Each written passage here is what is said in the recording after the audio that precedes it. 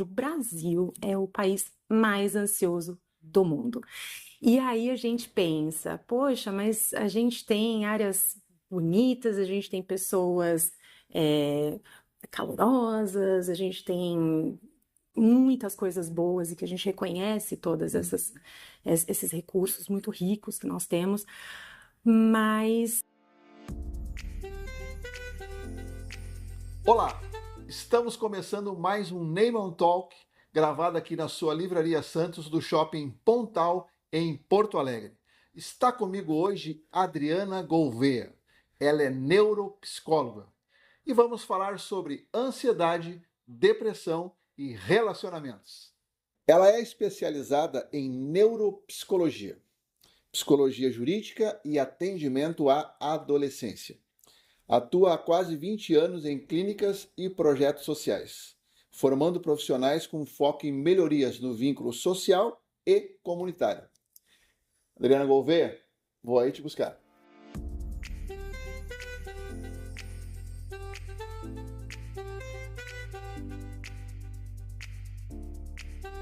Minha amiga, privilégio grande te receber aqui. é uma honra. A honra para mim te receber aqui. Falo isso quantas vezes necessário. Gosto muito do convite. Adriana, vamos pelo básico. O que é a neuropsicologia? A neuropsicologia é entender que todo o nosso processo neurológico comanda as nossas ações. Então, acho que mais importante do que o nosso comportamento, né, do que a gente faz, é importante entender por que a gente faz o que a gente faz. E aí entra o cérebro para nortear as nossas ações. Então, a neuropsicologia é uma área dentro da psicologia que não só os comportamentos, mas a gente estuda também o que motiva os nossos comportamentos. A base do problema. Exato. Por que eu fiz aquela escolha? Vamos lá conversar com o Tem cérebro e entender. aquele posicionamento estoico, né? Que fala que o que interessa não é o que a vida faz com você, é como você reage ao que a vida faz com você, né? Isso. E essas reações, né? Vamos entender aqui agora, pelo que eu estou vendo, tem a ver com a maneira como a gente pensa tudo. É isso? Isso. Excelente, Exatamente. excelente. Como é que explica, por exemplo, nos dias de hoje, a ansiedade? A ansiedade nos dias de hoje, assim, eu arrisco dizer, foi um dado que eu vi esses dias, né, da Organização Mundial da Saúde. O Brasil é o país mais ansioso do mundo. E aí a gente pensa, poxa, mas a gente tem áreas bonitas, a gente tem pessoas calorosas, a gente tem muitas coisas boas e que a gente reconhece todas esses recursos muito ricos que nós temos, mas o brasileiro ele tem vivido muitas inseguranças e a base da ansiedade é o medo. Então vamos explicar aqui que a ansiedade ela é uma reação do nosso corpo. Então, muitas vezes a gente fala, nossa, eu tô com uma ânsia de chorar, uma vontade de chorar, né? Ou o enjoo, eu tô com uma ânsia, ou seja, o teu corpo ele tá te pedindo para reagir a alguma emoção. E a essa emoção a gente dá um nome, é o sentimento, e geralmente é o medo. Então, a base da ansiedade, o que te provoca essa reação fisiológica, muitas vezes é o medo. É não se sentir seguro, é não saber exatamente o que fazer, o medo de perder o controle até, diante de algumas situações. E isso tem base na forma como a gente pensa as situações ao nosso redor. Então, como a gente interpreta as situações, a gente vai lidar com algum tipo de emoção e a essa emoção a gente dá um nome que é o sentimento. Me sinto com medo, me sinto triste, me sinto alegre, né? Conforme cada estímulo que você vai recebendo ao longo do seu dia, ao seu redor. Então tem a ver com a questão cultural também. Sim. Porque ainda ontem eu estava conversando com o Willem Vos, que é o holandês que trouxe o stroopwafel para o Brasil, né? Nosso parceiro comercial agora aqui. Porque a diferença de cultura, né? Ele é holandês, né? Ele veio de lá para cá, tal. Então, por exemplo, lá na Europa, o cara passa um e-mail e passou. Agora esperar a resposta. Isso. O brasileiro não. Ele passa o e-mail, daqui a pouco passa um WhatsApp ou liga. E aí, recebeu meu e-mail? Né? Isso é cultural. É uma preocupação a mais que eles não têm lá, que também gera uma ansiedade, né? Exato. Então tem a ver com a nossa cultura também. Ei, Tem. loucura. Em algumas culturas, inclusive, a gente fala de segurança psicológica. Inclusive, na Holanda, são feitas algumas pesquisas em que as pessoas reconhecem essa segurança psicológica, ou seja, eu consigo vivenciar algumas situações e te falar algumas coisas sem ter o medo, e aí vem o medo de novo, de que a sua reação vá me afetar. Então, a ansiedade, ela vem um pouco desse espaço em que a gente ensaia várias vezes na nossa cabeça uma situação, mas a gente não tem o controle sobre ela. E aí, em algumas culturas, se eu não me engano, acontece no Japão também, que eu posso dizer algo para você de forma assertiva, ou seja, de forma objetiva, direta, sem ser passiva, sem ser agressiva, e eu ter a segurança de que esse diálogo vai continuar de forma saudável. Outro dia eu conversava com uma japonesa. Ela é de, acho que é Okinawa, acho que é. Ela, palavras dela, tá? Ela disse assim, não, realmente o nosso país, ele é um país avançado tecnologicamente, é um povo educado, nós temos muita segurança para andar na rua e tal, mas não é um povo feliz, porque é tudo encaixotadinho. Então tu vê, né? Como chegar no equilíbrio é um desafio grande, né, Adriana? Chegar no tal do equilíbrio, né? E a percepção também do que é felicidade para você, do que é felicidade para o outro. É. E uma outra coisa também, agora que me ocorreu aqui, não está escrito aqui, é a questão cultural também, né? Na Europa, ou lá no Japão, enfim, né? Por exemplo, então tá, então nos encontramos amanhã, sei lá, 8 da noite, no restaurante. Ponto. 8 da noite, eu vou pro restaurante e espero a pessoa chegar. Agora aqui não. Tô saindo de casa. Ó, tô passando aqui perto do shopping já. Ó, em 10 minutos tô chegando. Não é? É cultural nosso. É que o brasileiro tem essa coisa de cuidar também, de ter certeza que tá tudo certinho, né? Pode estar vinculado a isso. Isso é muito bom, né? É muito bom, assim, em alguma escala em que isso não se torna sofrível para você ou para pessoa, ou para as pessoas que estão à sua volta. O brasileiro ele é muito acolhedor, Sim. mas assim, gente, só tomar o cuidado para que você não se preocupe demasiadamente, que isso não vire ansiedade, mas que vire de fato acolhimento, que vire uma parte do seu cuidado, das suas virtudes. É tudo a coisa do equilíbrio, né? Isso. A natureza está nos mostrando como tem que ser. Vamos lá. Como lidar, Adriana, com o estresse? A gente já meio que tangenciou essa situação aqui agora na nossa conversa. Como lidar com o estresse nesse mundo de conexões, assim? Porque é uma loucura. Tu dá bom dia, oi, bom dia. Quando tu vê, boa noite. Passou o dia. Ai, Né? acabou o dia e a sensação no final do dia. Segundou, meu Deus, já é sexta, né? E são as conexões. Como lidar com esse estresse, assim, de tanta conexão? Eu tava lendo um livro esses dias e dizer que eu amei essa atmosfera, porque livro é uma coisa que eu gosto muito Qual é o livro? desde criança. Tu lembra o nome, Conectados mais distraídos. tu lembra o nome do autor? Não lembro agora, mas eu posso deixar aqui. Conectados, mas distraídos. E Depois, certamente você encontra aqui na Livraria Santos, né? vou deixar direitinho a bibliografia para vocês colocarem aqui. A gente põe na tela ali depois. Mas eu achei muito interessante porque ele fala de pessoas muito conectadas, jovens, né?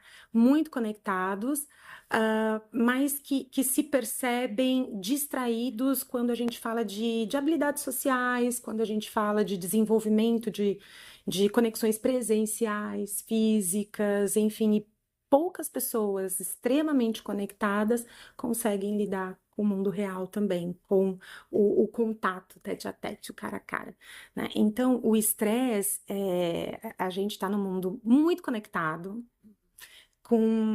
né, esses dias eu estava conversando com uma adolescente, ela falou assim, mas eu só tenho 1.000 seguidores, eu só tenho 1.000 amigos na minha rede, né? Eu falei, poxa, vida só, você tem muitos, que legal, né?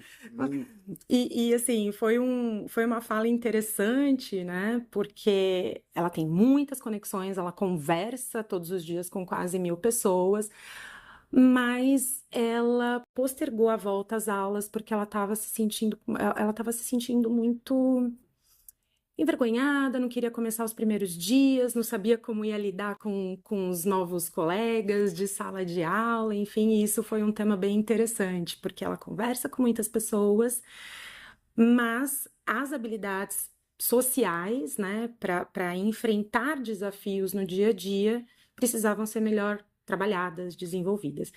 E muitas vezes o estresse, ele está relacionado à forma, repito, como a gente interpreta situações à nossa volta.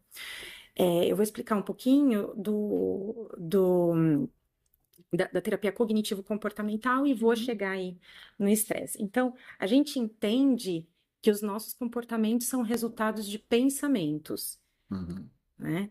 E os sentimentos também são resultados do que a gente pensa. As nossas ações, elas vão regular o que a gente sente. Então, a gente trabalha com a tríade, que a gente chama tríade cognitiva, né? Que é pensamento, sentimento e ação. Então, eu penso uma determinada situação. Então, a Adriana, quando era criança, sempre gostou de ler, teve esse incentivo, foi bacana e tal. Quando entrou na livraria, falou: nossa, ufa, tô em casa, Sim. né? E uma sensação muito bem significativa quando eu fui acolhida pelo Neymar, né? Então, poxa, eu estou numa livraria sendo acolhida por pessoas que eu gosto e me senti bem, me senti bem. Então, o que que eu vou fazer? A partir daqui, eu tenho uma conversa com você, num ambiente agradável em que eu me sinta bem.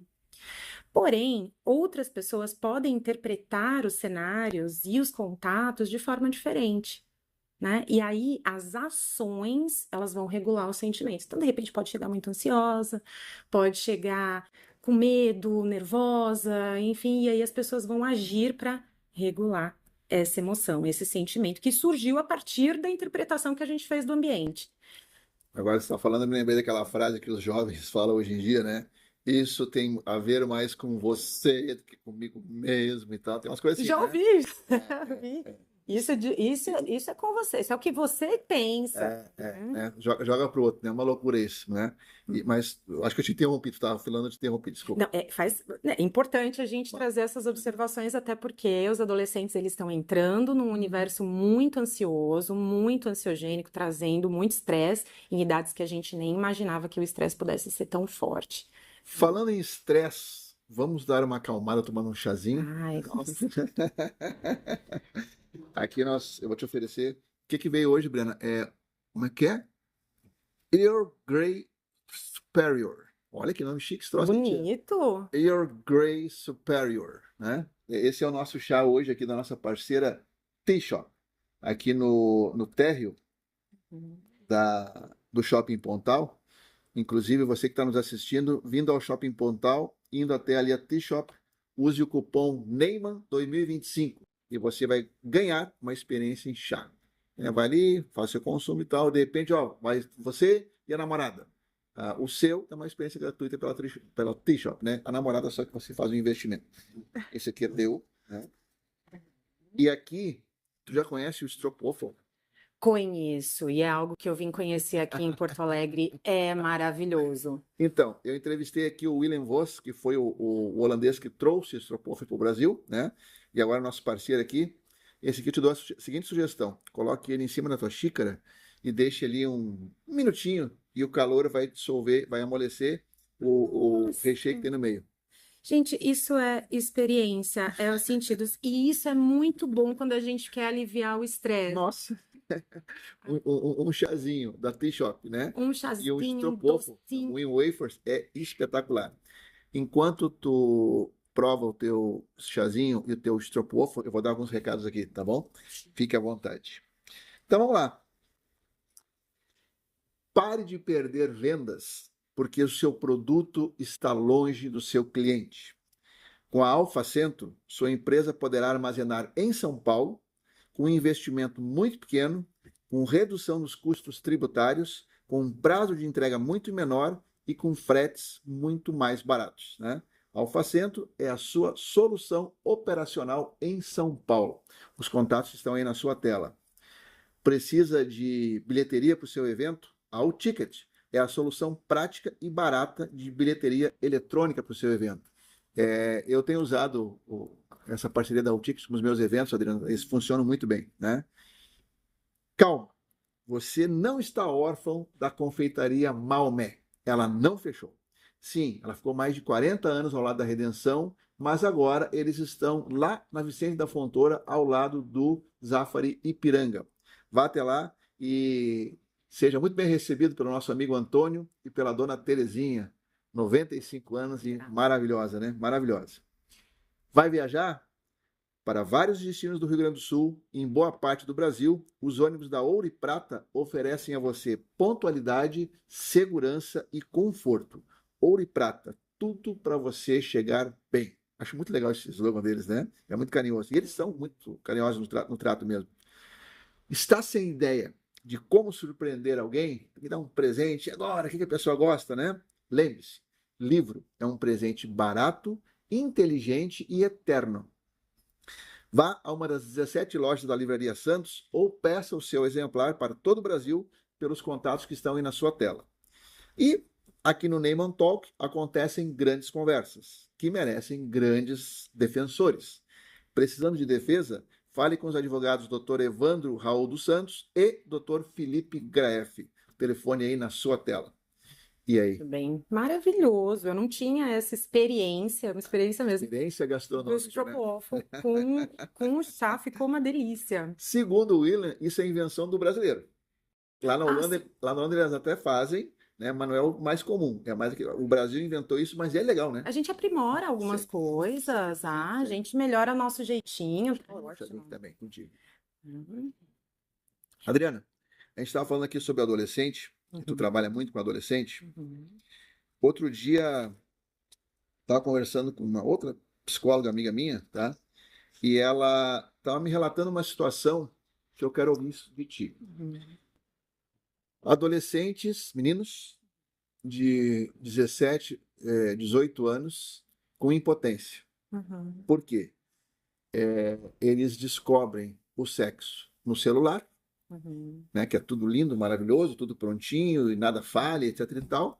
E quando vão para pro de verdade, fica sem graça. uhum, Vamos lá, eu tô com 57. uhum, Então, quando é que o menino começa, né, as suas descobertas sexuais, se tocar, se manipular, a masturbação, né? uhum, Tinha 10, 11, 12 anos.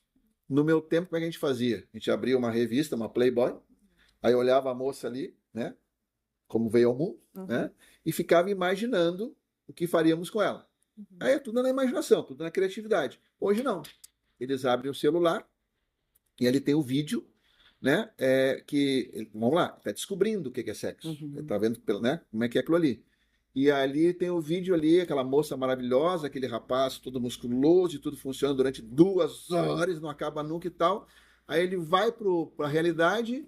Primeiro que ele mal começou e já terminou, né? Que ele não tem experiência. A menina também não tem experiência, são novos os dois, não sabem muito o que fazer. Ah, não tem graça isso aqui. E ele volta pro celular. Uhum. E Que daqui é a um pouco, e risco. daqui a pouco temos a coisa da impotência com 17, 18 anos. Como é que tá isso? E que é um risco. Eu costumo falar que sexualidade, a gente fala sobre isso e vivencia isso qualquer idade, né? Então, desde quando tem um bebezinho e que eu tô segurando esse bebezinho no colo, eu já tenho o primeiro contato com o corpinho, com todo o respeito, com todo o cuidado, sabendo dos limites, enfim. Na infância, sim, se fala sobre sexualidade também, e não é sobre sexo, tá? Vou deixar claro aqui a diferença dos dois. Sexualidade é como a gente vivencia o nosso corpo, né? É como eu entendo a minha estrutura para fazer o que eu quiser, né? Para correr, para brincar, para ler, enfim. Sexualidade é como eu lido com o meu corpo e com os meus desejos. Sexo é diferente, né? É a atitude, é o coito, é a reprodução, é tudo isso. E como falar de sexo e sexualidade? Como eu vou entender o meu corpo, né? Quais são os limites, quais são os riscos, quais são os meus desejos, o que eu gosto, o que eu não gosto. E isso é importante que se fale em casa, né? Que se converse em casa, que se mostre. Exemplos de tratamento, de carinho, de beijo, de afeto, que se fale nas escolas, né? Olha, esse é o seu corpo, é assim que ele funciona, essa é a vida real, né? o que você vai ter acesso, e ainda eu me pergunto como esse acesso chega aos adolescentes, sendo que tem uma idade. E faixa etária, pessoal, classificação etária, né? Eu falo muito isso para as famílias de adolescentes. Tem um estudo por trás disso, não é uma classificação etária que fala assim, proibido para menores de 16 anos. Ai, que chato, né? Mas sim, se tem violência, se tem um sexo ali sem o cuidado com os níveis explícitos, sem o cuidado com os níveis de compreensão, tem ali, ó, pessoal, teu cérebro está em formação na adolescência, está captando um monte de informação e a gente precisa dos adultos, precisa de figuras de orientação para poder organizar todas essas informações no nosso cérebro. Agora, imagine esse cérebro em formação, ainda 16, 17 anos, em franco desenvolvimento, pegando informações que ainda não estão prontas para os níveis de compreensão do adolescente. E aí ele vai ter uma vida sexual, ele vai trabalhar com a sua sexualidade de uma forma muito distônica da realidade, uma forma muito distante da realidade, né? E aí, de repente, a menina vai falar, não, peraí, não gosto disso, não me pega aqui, não gosto, né? Me respeita. Mas é assim que é. Mas é assim que é. E não é. Não é. Porque lá no vídeo é uma profissional, né? Uhum. Lá no vídeo é uma profissional. É uma performance teatralizada, né? O celular, como tudo na vida, é uma ferramenta. Uhum. Né? E depende do jeito que a gente vai utilizá-lo, ele pode ser bom, pode ser ruim. Uhum. A internet, né? A internet tem solução para tudo, né? Como instalar a máquina lavar roupa. Tá ali, tem um vídeo falando sobre isso, né? Mas também tem as coisas ruins. Uhum. Aí é importante, de volta, sempre a carga. E você que me acompanha já de palestras e tal, sabe o quanto eu gosto dessa coisa da relação pais e filhos. É conversar, né, Adriana? Supervisão. Conversar, orientar, orientar, não é isso? Isso, Nós supervisão. somos as referências deles, não tem jeito. E não existe estar grandinho, entre aspas, né? Você está grandinho o suficiente para saber. Não penso dessa forma. Eu, Adriana, não estou grandinha o suficiente para saber das coisas. Eu preciso desse contato, dessa conexão saudável com trocas, com informações, para continuar me desenvolvendo. Imagina um adolescente também. É muito doido isso. Tu vê como é que tá o nosso cérebro hoje? Tu falou está grandinho e estar grandinho. Uhum. E eu já escutei de Instagram. O que é Instagrandinho, meu Deus? Mais um termo da internet. Mas não, olha que loucura que tá isso, né? Que é tanta coisa que chega pra gente, né? Tu estava falando antes, Adriana, negócio da menina lá que, eu só tenho 1.000 seguidores. Agora, as redes sociais têm isso também, né? Eu me lembro quando eu fiz 1.000 no YouTube, né? Aí o YouTube, parabéns, você chegou a 1.000, agora vamos a 10.000. Tá bom. Você chegou a 10.000, agora vamos a 100.000. Esse troço não para. Uhum. Se tu não colocar um limite para ti, e isso também termina gerando ansiedade. Sim. Me diz uma coisa, Adriana. Quando eu era jovem, vamos assim dizer, nós enxergávamos menos jovens, né, / adultos homossexuais na rua. Uhum. Hoje tem mais, tá? O que aconteceu? O que mudou? Eles sempre existiram, mas a cultura não deixava eles aparecerem ou algo estimulou isso a acontecer? Eu sei que parece uma pergunta até com resposta óbvia, mas eu acho importante os pais entenderem um pouco mais disso, né?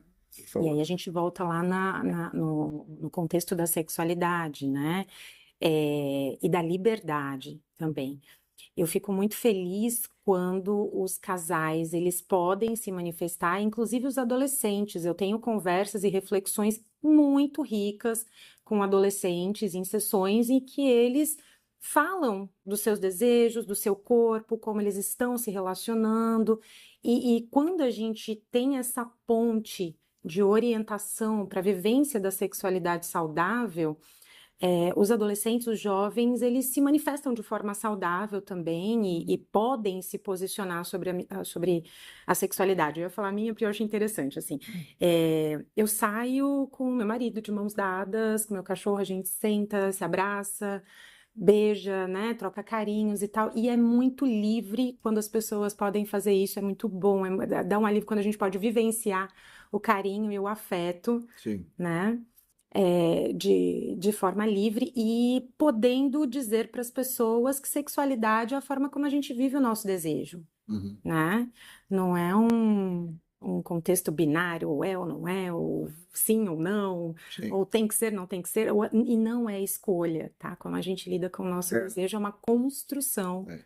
pela nossa vida. Essa coisa da opção sexual, isso não existe, né? Não, Ninguém opta em ser, né? não. Eu vou lembrar quando a Paulinha tinha 12 anos, né? Uhum. A gente sempre foi muito amigo, assim, sempre de conversar bastante. E aí, com 12 anos, a Paulinha chegou para mim e disse assim: pai, precisamos conversar. Eu falo, filha, pai, eu não gosto de menino. E estou apaixonada por uma menina da minha sala de aula. Tudo bem? Eu digo, óbvio que tá tudo bem. Eu quero que seja feliz. Abracei aí, beijei, tudo certo, entendeu? Uhum. Então, e essa coisa assim dessa, porque isso é uma construção, né? E eu converso muito com ela a respeito. Isso que tu falou, andar de mãozinha dada com o Ricardo e tal, e o cachorrinho, numa boa, eles não têm essa liberdade, Uhum. né? Um dia ela me falou, pai, por exemplo, ela falou para mim, tu vai com a tia Lúcia na Redenção, vocês só passeiam de mão dada. Uhum. Eu e a Malu, que é a esposa dela, né? A gente tem que estar sempre meio que na ligadeira assim, se não tem alguém passando por perto, vai fazer uma cara feia, quando vem a gente toma uma paulada só porque a gente está de mão dada. Tem Não muita foi por isso, maldade ainda. entendeu? Tem muita ignorância, né? Isso. Falta de informação. Aí eu acho que vem aquela frase de novo, né? Acho que tem muito a ver com o interior do observador, né? Uhum. Por algum motivo que lhe incomoda ele, né? Exato. E assim, quais são as crenças envolvidas aí no observador, né? Qual é a interpretação que se faz? Ou às vezes o observador queria também, né? Estar de mão Estar dada com alguém, livre, né? vivendo um amor livre. Do mesmo sexo, mas não deixa e tal. Ah, mas se eu não posso, também ninguém vai poder. Tem nessas coisas também, né? Uhum. Adriana, infelizmente o nosso tempo tá estourando aqui, mas eu quero te convidar para voltar, porque é um assunto, primeiro, que tu é uma autoridade no assunto, né? E segundo, é um assunto que a gente sabe que ajuda muita gente, e é um assunto que tem que ser discutido, tem que ser entendido, né? Então, fica aqui o nosso convite do Neyman Talk para que tu volte aqui, Fico tá? muito feliz. Quero te dizer que foi um privilégio muito grande te receber aqui. Tenho certeza que o conteúdo foi maravilhoso, né, Briana? Eu fico. Um dos meus termômetros aqui é a Briana ali atrás, que eu tô de cantinho, mas tô observando ela. Então tu estava falando e ela assim, ó. Isso é Eu bom, espero que tenha feito sentido, né? né? Isso é bom. Então, quando a gente sensibiliza o jovem, é porque a gente está no caminho certo, né? Bom, fico O jovem feliz. pelo bem, né? Então, meu amigo, muito Obrigada. obrigado por ter vindo. Foi Eu que maravilhoso, tá bom? agradeço, igualmente. E você que está aí. Ah, e a Adriana vai voltar aqui também, ela e o Ricardo, o esposo dela, para falarmos sobre um outro assunto muito legal. Não, vou te deixar na curiosidade agora. Você que esteve conosco até agora, muito obrigado pela sua companhia e até o próximo Neyman Talk. Tchau.